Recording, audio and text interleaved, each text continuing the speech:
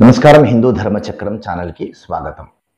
ఈ సంవత్సరము అంటే 2024వ సంవత్సరం మే 25వ తేదీ శనివారము శ్రీ క్రోధినామ సంవత్సరం వైశాఖ బహుళ విధియ రోజున ఒక అద్భుతమైనటువంటి అవకాశము రాబోతుంది.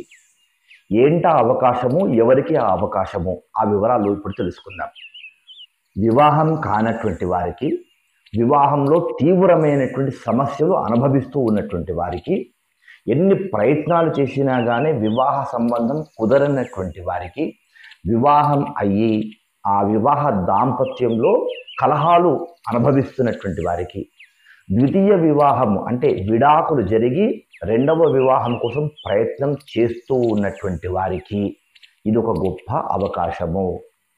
అంతేకాదు, దీర్ఘకాలికమైనటువంటి వ్యాధి చేత బాధపడుతూ ఎన్ని మందులు ఎంత కాలం నుంచి వాడినా కానీ, ఎన్ని మంత్రాలు పారాయణం చేసినా కానీ ఆ వ్యాధి లొంగకుండా బాధిస్తూ ఉంటుందో అలాంటి సమస్యతో బాధపడుతూ ఉండేటువంటి వారికి ఒక అద్భుత అవకాశము.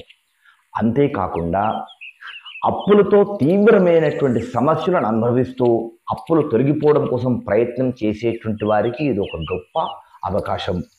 అంతేకాదు, భూమి సంబంధమైనటువంటి సమస్యలతో బాధపడేటువంటి వారికి, అంటే భూమి కొనుగోలు చేసి అది రిజిస్ట్రేషన్ కాకుండా అడ్డంకులు వస్తున్నటువంటి వారు, భూమి కొనుగోలు చేద్దామని ఎన్ని ప్రయత్నాలు చేసినా కానీ ఆ ప్రయత్నం సఫలం కానటువంటి వాళ్ళు, కొన్నటువంటి భూమిని ఇతరులు కబ్జా చేసుకున్నటువంటి వాళ్ళు, భూమి కొనుగోలు కోసం ప్రయత్నం తీవ్రంగా చేస్తూ కొత్త ఇల్లు కట్టుకుందామనే ప్రయత్నం చేస్తున్నటువంటి వాళ్ళకి ఇది ఒక గొప్ప అవకాశము. మే 25వ తేదీ 2024 శనివారము ఇప్పుడు చెప్పినటువంటి వారందరికీ ఈ రోజు ఒక గొప్ప అద్భుతమైనటువంటి అవకాశము. ఎందుకు ఇంత గొప్ప అవకాశము, ఆ రోజు యొక్క గొప్పతనము, ప్రాముఖ్యత ఏంటి అని మీకు సందేహం వస్తుందిగా. ఇప్పుడు ఆ విషయము చెప్తున్నాను. మే 24 శనివారం రోజున వైశాఖ బహుళ విధియ. ఈరోజు నవగ్రహాలలో 3వ గ్రహమైనటువంటి కుజగ్రహము, అంగారక గ్రహము జన్మించినటువంటి రోజు, అంటే పుట్టినటువంటి రోజు, అంగారక గ్రహ జయంతి అయినటువంటి రోజు ఈ మే 24 వైశాఖ బహుళ విధియ. మీకు సందేహం వస్తుంది, ఎప్పుడు వినలేమండి, మన రథసప్తమి సూర్య జయంతి గురించి తెలుసు కానీ ఈ అంగారక గ్రహ జయంతి గురించి ఎప్పుడు వినలేదు, మీరు నిజమే చెప్తున్నారా అనేటువంటి సందేహం కూడా మీకు వస్తుంది కదా. ఇప్పుడు దానికి గ్రంథంలో రాసినటువంటి విషయాన్ని సప్రమాణంగా మీ ముందు మనము నవగ్రహ ఆరాధన చేస్తూ ఉంటాం.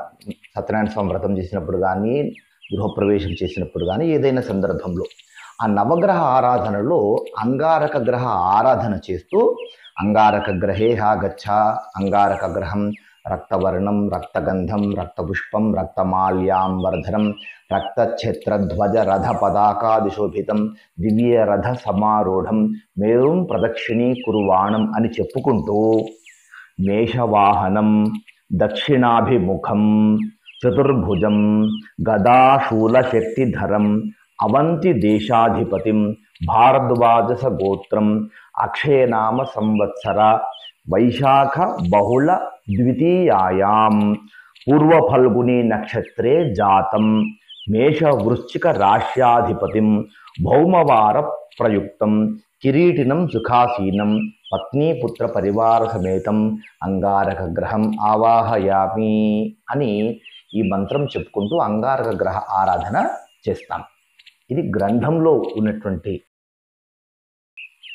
నవగ్రహ ఆరాధన ప్రకారము అంగారక గ్రహము అవంతి దేశానికి అధిపతి అని, మేషవృశ్చిక రాశులకు అధిపతి అని, మంగళవారానికి అధిపతి అని, పూర్వ ఫల్గుని నక్షత్రములో వైశాఖ బహుళ విధియ రోజున జన్మించినట్లుగా ఈయనది భారద్వాజ గోత్రము అని మనకు ఇవన్నీ విషయాలు చెప్పడం జరిగింది. ఆ ప్రమాణం ప్రకారము వైశాఖ బహుళ విధియ రోజున అంగారక గ్రహ జయంతి కనుక ఆయన పుట్టినరోజు నాడు ఎవరైతే అంగారక గ్రహ ఆరాధన ఉపాసన చేస్తారో తప్పకుండా అంగారక గ్రహ అనుగ్రహం చేత వారి సమస్యలు తప్పకుండా తొలగిపోతాయి. ఏం చేయాలి అంటే ఇప్పుడు ఎవరెవరికైతే సమస్యలు అని చెప్పానో వాళ్ళు మాత్రమే కాకుండా మేష వృశ్చిక రాశిలో ఉన్నటువంటి వారు, కర్కాటక రాశి వారు కూడా, అంటే కర్కాటక రాశి ఈ అంగారక గ్రహానికి నీచ స్థానం అవుతుంది ఈ రాశి వారు. అంతేకాకుండా ఎవరికైతే కుజదోషము జాతకంలో ఉందో వాళ్ళంతా కూడా తమ జాతక చక్రం, ఒకసారి మీ జాతక చక్రం తీసుకోండి, 12 గళ్ళు ఉంటాయిగా, 9 గ్రహాలు ఉన్నటువంటి ఆ జాతక చక్రం తీసుకొని అందులో చూసుకోండి. లగ్నంలో కానీ, 2వ స్థానంలో కానీ, 4వ స్థానంలో కానీ, 7వ స్థానంలో కానీ, 8వ స్థానంలో కానీ, 12వ స్థానంలో కానీ కుజుడు ఉన్నాడా, అంగారక గ్రహం ఉన్నాడా అని చెక్ చేసుకోండి.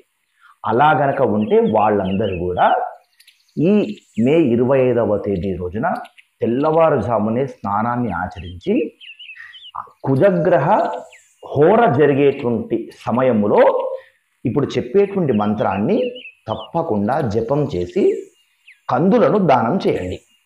కుజగ్రహ హోర ఉదయం 7:52 నుంచి ఉదయం 8:58 వరకు జరుగుతుంది.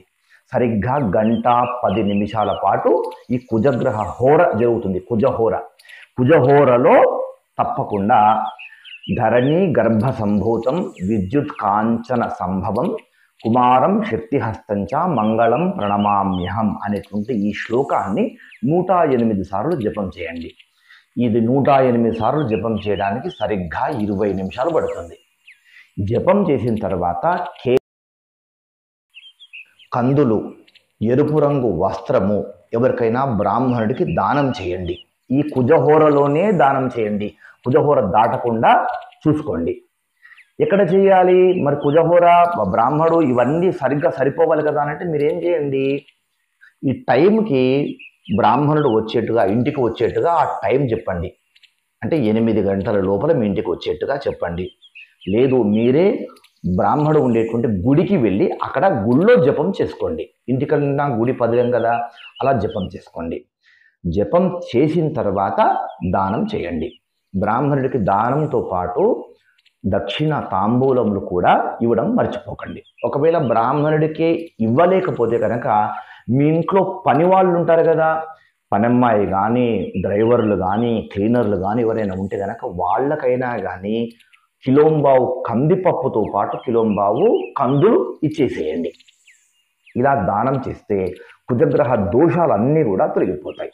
ఒకవేళ మంత్రం జపం చేయకుండా, దానం చేయకుండా ఇవి అవకాశం లేనటువంటి వారు ఆవు పాలను, స్వచ్ఛమైన ఆవు పాలను తీసుకుని వెళ్ళి ఇప్పుడు చెప్పినటువంటి సరిగ్గా కుజహోరలోనే నవగ్రహాలు ఉంటాయిగా ఆలయంలో, ఆ నవగ్రహ ఆలయంలో నవగ్రహాలలో 3వ గ్రహము మనము సూర్యుడి వైపు ముఖం చేస్తే మన ఎడమ చేయి వైపు మధ్యలో ఉంటుందన్నమాట, దక్షిణ ముఖం చూస్తూ ఉంటుంది అంగారక గ్రహము. ఆ అంగారక గ్రహానికి ఆవు పాలతో రుద్రాభిషేకము చేయండి. దానం చేయడమే చాలా విశేషం. ఇలా చేసుకో. మీకు ఎలాంటి సందేహం ఉన్నా కానీ మీరు స్క్రీన్ పైన కనిపించేటువంటి నా నంబర్కు ఫోన్ చేయండి, లేదా కామెంట్ బాక్సుల్లో రాయండి, నేను సమాధానం తెలియజేస్తాను. ఇక జపం చేసుకునేటువంటి వాళ్ళు మాత్రం ఒక విషయం గుర్తుపెట్టుకోండి, జపానికి సంకల్పం అవసరం.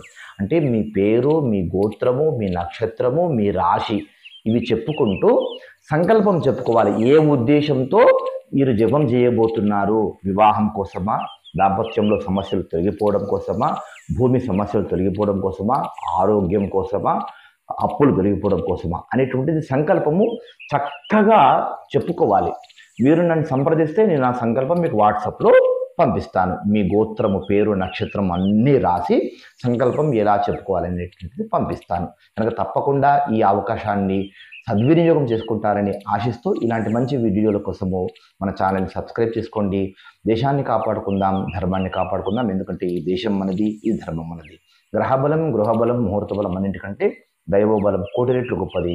నిరంతరం దైవబలం సాధించుకునేటువంటి ప్రయత్నం చేస్తూ ఉండండి. మరో టాపిక్తో కలుసుకుందాం. జై హింద్, జై భారత్, వందే మాతరం. నమస్తే.